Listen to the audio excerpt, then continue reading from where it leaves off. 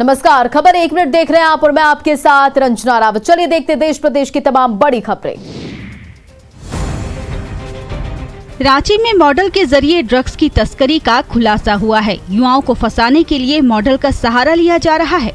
रांची हालांकि मुख्य सरगना पुलिस को चकमा दे फरार हो गया।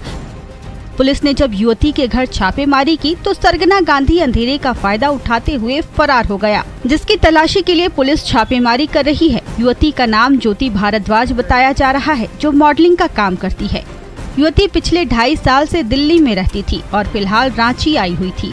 जानकारी के अनुसार युवती नशे की पुड़िया को सप्लाई करने के लिए नए एजेंट की भर्ती करती थी और नए नशे करने वाले युवकों को अपने हुस्न के जाल में फंसाकर उनसे ड्रग्स का अवैध कारोबार करवाती थी। वहीं इसकी जानकारी मिलने पर पुलिस ने हर्ष कुमार और ज्योति भारद्वाज को 28 ग्राम ब्राउन शुगर के साथ गिरफ्तार कर लिया है।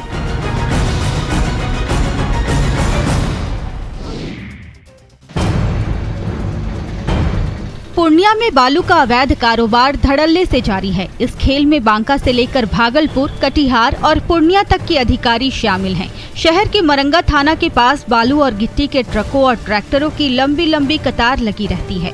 बालू कारोबारी और ट्रक संचालकों के मुताबिक अधिकारियों की मिलीभगत से ये पूरा खेल चलता है। हालांकि जिला परिवहन अधिकारी ने कार्रवाई का भरोसा जरूर दिया है।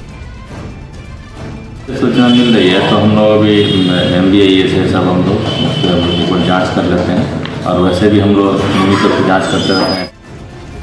खनन विभाग और पुलिस बालू माफिया के खिलाफ कार्रवाई करने के बावजूद क्षेत्र में बालू के अवैध कारोबार पर लगाम नहीं लगा पाया है। बालू माफिया की हनक कहें या तालमेल की मरंगा थाना क्षेत्र से महज कुछ दूरी पर टोल रोड से हर दिन दर्जनों ट्रक ओवरलोडेड बालू का परिचालन होता है। बावजूद परिवहन विभाग और खनन विभाग लापरवाह बना हुआ है।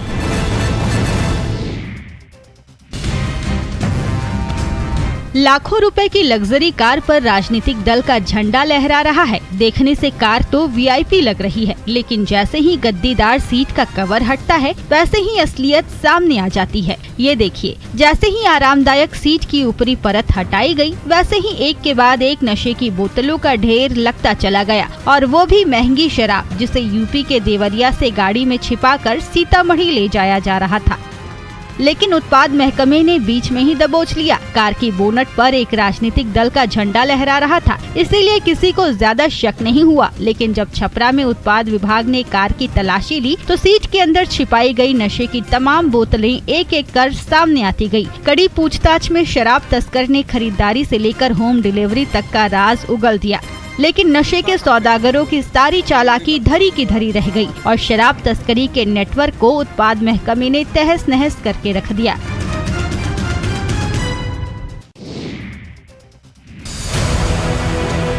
दुमका में प्रेम प्रसंग में युवक की हत्या कर दी गई। प्रेमिका के परिजनों पर युवक के साथ मारपीट और जहर खिलाकर मारने का आरोप है। फूलो जानो मेडिकल कॉलेज में इलाज के दौरान प्रेमी विवेक कुमार शाह की मौत हो गई। बताया जा रहा है कि मुफस्सिल थाना के हरना कुंडी निवासी विवेक कुमार शाह का 2 साल से पड़ोस के गांव की एक लड़की से प्रेम प्रसंग चल रहा था। दोनों के परिजनों को इसकी जानकारी थी। प्रेमिका के परिजन मामले को लेकर 1 सप्ताह पहले महिला थाना गए थे, जहां प्रेमी और उसके परिजन को बुलाया गया।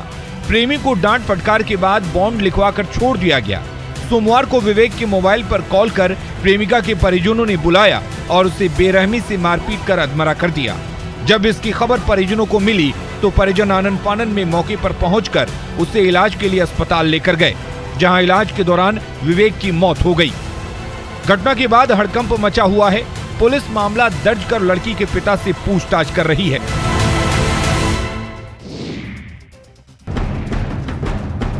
खगड़िया में गंगा नदी में नाव डूबने की खबर मिलने के बाद कोहराम मचा हुआ है। कल परबता थाना इलाके में दर्दनाक हादसा हुआ, जिसमें नदी से अब तक 4 शव को SDRF की टीम ने बरामद कर लिया है और 3 की तलाश अब भी जारी है।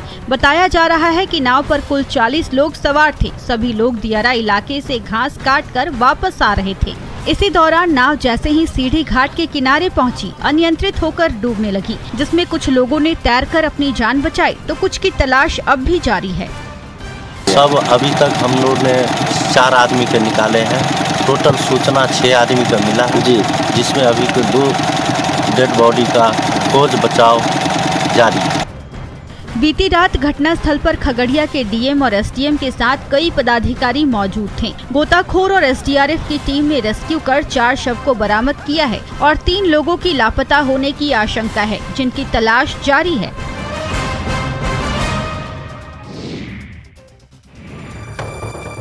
कटिहार नगर निगम के वार्ड नंबर 39 के लोग जल कैदी की जिंदगी जीने को मजबूर हैं। कटिहार मनिहारी रेल रूट इसी मोहल्ले से होकर गुजरता है। रेलवे ने यहां पर अंडरपास का निर्माण कराया, लेकिन पानी निकासी की व्यवस्था नहीं होने से ये अंडरपास गंदे पानी का डंप पॉइंट बन चुका है। गंदे पानी की वजह से कई लोग अपना घर छोड़कर दूसरे जगहों पर शिफ्ट हो गए हैं।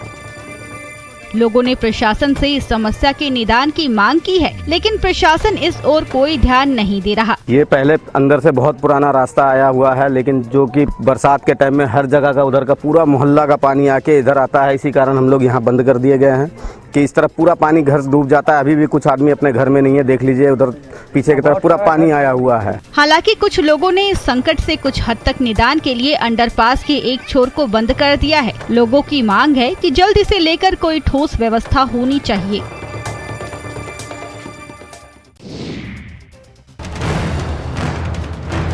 एक करोड़ के नामी नक्सली और भाकपा माओवादियों के थिंक टैंक प्रशांत बोस, उसकी पत्नी और उसके साथ गिरफ्तार 4 सहयोगियों को 6 दिन के रिमांड पर भेज दिया गया है। फिलहाल इन सब से रांची के ज्वाइंट इंट्रोगेशन सेंटर में पूछताछ की जा रही है। माना जा रहा है कि इस पूछताछ में कई अहम जानकारियां मिल सकती है। प्रशांत बोस उर्फ किशन दा को कांड्रा के गिद्दीबेड़ा टोल प्लाजा के पास से गिरफ्तार किया गया था।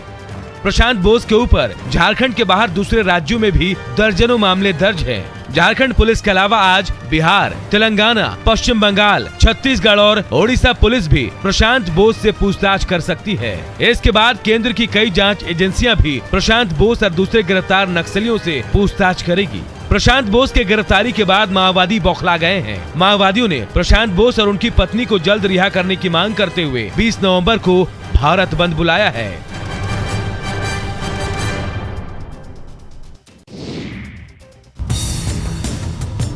पटना में बेली रोड पर लगने वाले जाम से निजात दिलाने के लिए पटना में अंडरपास का निर्माण किया गया है। लोहिया चक्र के नाम से बनाए जा रहे अंडरपास अपने आप में अनूठा है। चारों तरफ से गाड़ियों को बेली रोड के जरिए दूसरे इलाकों में जाने के लिए अंडरपास बनाया जा रहा है, जिसका पहला फेज पूरा हो गया है। एयरपोर्ट, सीएम आवास और राजभवन की तरफ से बेली रोड जाने के लिए अंडरपास का काम पूरा हो गया है। बिहार का ये पहला अंडरपास सड़क चक्र बनाया गया है। देखने में भी शानदार है। ये बिहार का पहला अंडरपास है। आपका ललित, ये आपका राजभवन की ओर से जाने के लिए पुनाई चक निकल सकते हैं आप। ये लोहिया पथ चक्र BRPNL प्रोजेक्ट बिहार पुल निगम के अंडर में आती है। ये सीएम नीतीश कुमार की महत्वाकांक्षी योजना है। दूसरे फेज में हड़ताली मोड़ से बोरिंग कनाल रोड और तीसरे फेज में सचिवालय से अंडरपास के जरिए जाने की सुविधा होगी।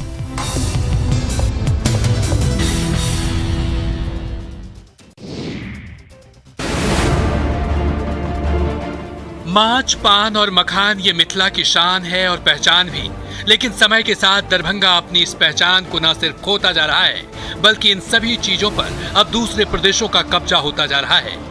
पहले दरभंगा के केवटी प्रखंड में बड़े पैमाने पर पान की खेती हुआ करती थी, लेकिन अब स्थिति ये है कि 1 या 2 कट्ठे में खेती सिमट कर रह गई है। पान की खेती करने वाले किसानों का कहना है कि ज्यादातर किसान पान की खेती छोड़ प्रदेश चले गए हैं, क्योंकि इनमें मुनाफा कम है, उनका पेट पालना भी मुश्किल हो रहा है। ऐसे में अब मिथिला के पान के बाजार पर कोलकाता के पान का कब्जा हो गया है। कभी इस इलाके से भारी मात्रा में पान जो है पत्ता यहाँ से सप्लाई होता था। यहाँ से पान जो है दरभंगा ही नहीं दूसरे राज्यों तक भी भेजा जाता था, लेकिन धीरे धीरे पान की खेती से मुनाफा कम होने लगा और किसान जो है इससे अपना मुख मोड़ने लगे।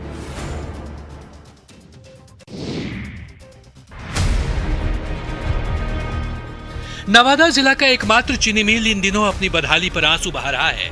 वारसलीगंज स्थित चीनी मिल किसी जमाने में बड़े पैमाने पर चीनी का उत्पादन करता था और दूसरे राज्यों को भी यहां से चीनी भेजा जाता था। साल 1992 के बाद से इस चीनी मिल को बंद कर दिया गया और तब से लेकर आज तक इसे चालू करने के लिए किसी ने कोई कदम नहीं उठाया। चीनी मिल के गेट पर ताला लगने के बाद अब इस मिल की हालत जर्जर हो गई है। वहीं यहाँ काम करने वाले सैकड़ों कर्मियों को आज तक वेतन भी नहीं मिला है। नवादा के वारसलीगंज में कभी एक बहुत बड़ी चीनी मिल हुआ करती थी। कल पुर्जों के आवाज़ से इलाका गुलजार रहता था और चिमनी से निकलने वाले धुएं से लोगों के घर में खुशहाली आया करती थी। मगर अब यह इलाका पूरी तरह से शांत है और चीनी मिल पूरी तरह से जर्जर हो चुका है। बड़े बड़े सांसद और नेता इसे चालू कराने की बात तो करते रहे, मगर आज तक यह चीनी मिल चालू नहीं हो सका।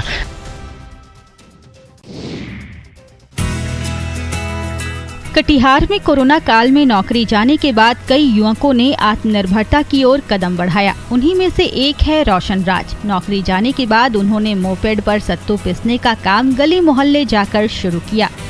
मोपेड पर ही चना से भरी बोरी लेकर चलते हैं। ग्राहकों को जितना सत्तू या बेसन चाहिए सामने पिसकर दे देते हैं। कीमत भी बाजार भाव के बराबर। लॉकडाउन लगा जब से हम लोग कंपनी में काम नहीं कर पाए तो सोचे कि अपना बिहार में ही कोई धंधा करे। तो दिमाग में आया 2-4 लोग मिल के दोस्त लोग कि अपने बिहार में सत्तू ज़्यादा बिकता है, लिट्टी उटी सब बनाते हैं खाते हैं, तो हम लोग ये धंधा चालू किए। कटिहार में रोशन का प्लांट ऑन व्हील ग्राहकों को घर के दरवाजे पर शुद्ध और ताज़ा सत्तू बेसन उपलब्ध कराता है। ग्राहक चाहे 250 ग्राम सत्तू ले या उससे ज्यादा, झट से प्लांट में भुना हुआ चना डाला और सत्तू तैयार।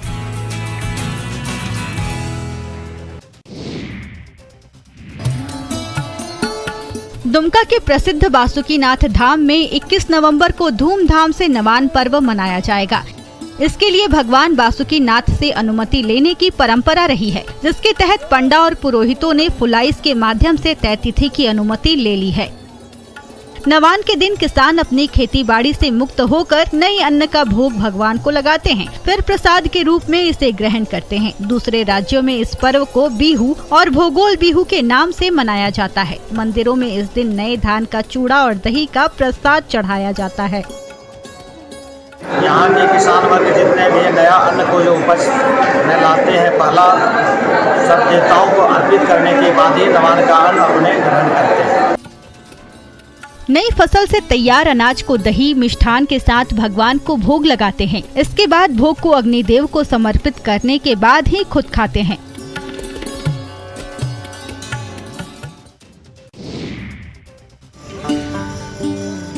उन्नीस नवंबर को मनाए जाने वाले 552वें प्रकाश पर्व को लेकर पटना तख्त श्री हरि मंदिर परिसर से प्रभात फेरी निकाली गई। पंच प्यारों की अगुवाई में तख्त श्री हरि मंदिर से निकली प्रभात फेरी अशोक राजपथ स्थित सोनार टोली गुरुद्वारा दर्शन कर वापस लौटी। प्रकाश पर्व को लेकर सिख समाज में उत्साह देखा जा रहा है। प्रभात फेरी में सैकड़ों की संख्या में श्रद्धालु वाहे गुरु की मंगल पाठ करते नजर आए। कल यानी 17 नवंबर को श्रद्धालुओं द्वारा बड़ी प्रभात फेरी निकाली जाएगी। वहीं 18 नवंबर को गुरु का बाग गुरुद्वारा से भव्य नगर कीर्तन निकाला जाएगा, जिसमें हजारों की संख्या में श्रद्धालु भाग लेंगे।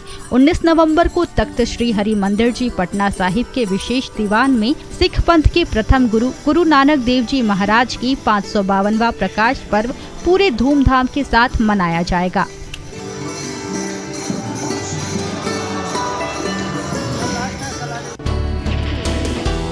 गढ़वा की बेटी अंजलि ने जिला स्तरीय निबंध प्रतियोगिता में पहला स्थान हासिल किया। आजादी के अमृत महोत्सव के तहत नीति आयोग और जिला प्रशासन की तरफ से इस प्रतियोगिता का आयोजन किया गया। अब अंजलि को नीति आयोग अपने खर्च पर दुबई भेजने वाला है, ताकि अंजलि वहां के रहन सहन और संस्कृति को करीब से देखे और वापस आकर झारखंड के लोगों को बताए।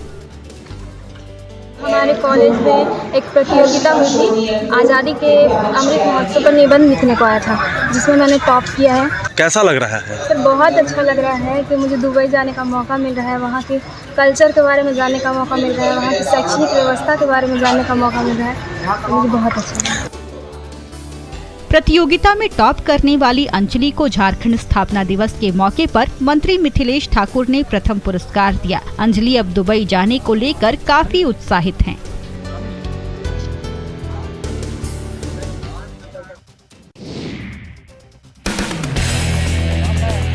कई किलोमीटर लंबे और घुमावदार कतार में कई घंटे से खड़ा क्रिकेट प्रेमियों का ये हुजूम उस टिकट के लिए पल पल काट रहा है जो उस T20 मुकाबले का दरवाजा खोल सकता है, जो इसी JSCA ग्राउंड पर 19 नवंबर को टीम इंडिया और न्यूजीलैंड के बीच होने जा रहा है। रांची के क्रिकेट प्रेमी कई महीने से इस मैच का इंतजार कर रहे थे और जैसे ही JSCA ग्राउंड के वेस्ट गेट पर 3 काउंटर खुले, वैसे ही टिकट खरीदने की होड़ में क्रिकेट प्रेमियों की लंबी कतार लग गई।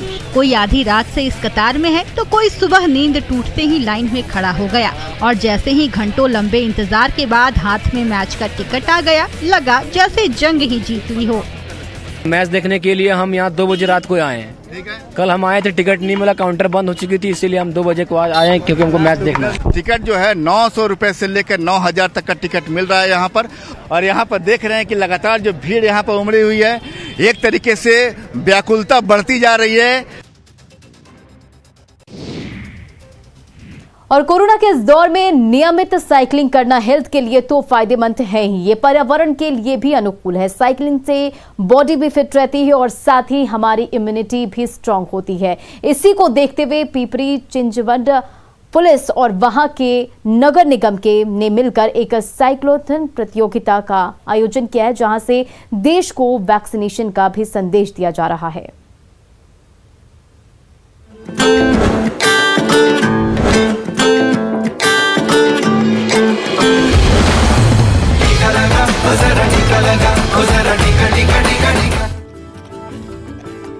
जिस तरह से अच्छे स्वास्थ्य और इम्यूनिटी के लिए साइकिलिंग जरूरी है, उसी तरह कोरोना से बचाव के लिए कोविड-19 की दोनों डोज बेहद जरूरी है। और ये बात देश के पीएम के साथ साथ तमाम डॉक्टर्स, हेल्थ वर्कर्स और अधिकारी एक सुर में कहते आ रहे हैं। महाराष्ट्र के पिंपरी चिंचवड में बीते 14 नवंबर को आयोजित इस साइक्लोथॉन प्रतियोगिता का ही नजारा देख लीजिए। यहाँ इस वक्त करीब 3000 से अधिक लोग इस खास साइकिलिंग प्रतियोगिता में हिस्सा लेने पहुंचे हैं। खास बात यह है कि स्वास्थ्य और पर्यावरण के प्रति लोगों को जागरूक करने के इस महाअभियान में अभिनेता सुनील शेट्टी और पिंपरी चिंचवड के पुलिस आयुक्त कृष्ण प्रकाश मुख्य अतिथि हैं और ये भी लोगों को यही संदेश दे रहे हैं कि जिस तरह साइकिलिंग स्वास्थ्य और पर्यावरण के लिए जरूरी है, उसी तरह कोरोना से पूर्ण बचाव के लिए कोविड-19 टीके की दोनों डोज बेहद जरूरी है। इस चीज के लिए अपील करने के लिए कहना चाहूंगा कि जिन लोगों ने भी वैक्सीनेशन नहीं लिया है, जैसे साइकिल से आपका स्वास्थ्य सुरक्षित है, वैसे ही कोरोना से सुरक्षित रहने के लिए आप सब ने लेना ही है। आपने कंप्लीट वैक्सीनेशन कराना है, डबल वैक्सीनेशन करवाना है। बेशक पिंपरी चिंचवड के पुलिस आयुक्त कृष्ण प्रकाश का ये संदेश बेहद अहम है, क्योंकि कोविड-19 का टीका ही कोरोना से बचने का एकमात्र और सबसे प्रभावी तरीका है और जो भी इस पर अमल करते हुए सावधानी बरतेगा, वो कोरोना के साथ साथ दूसरी बीमारियों के खतरे से दूर रहते हुए निरोग रहेगा। Bureau report, news 18 network.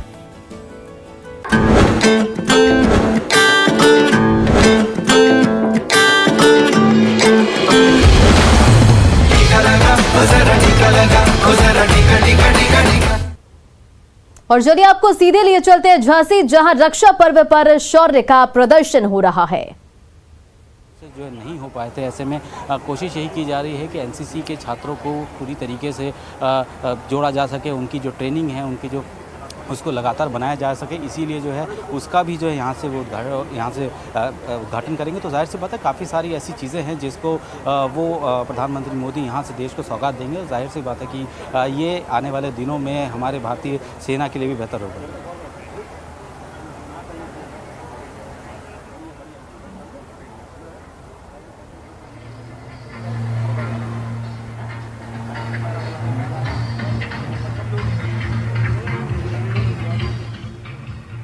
तो आप ये लाइव तस्वीरें देख रहे हैं जहां पर रक्षा पर्व पर शौर्य का प्रदर्शन हो रहा है।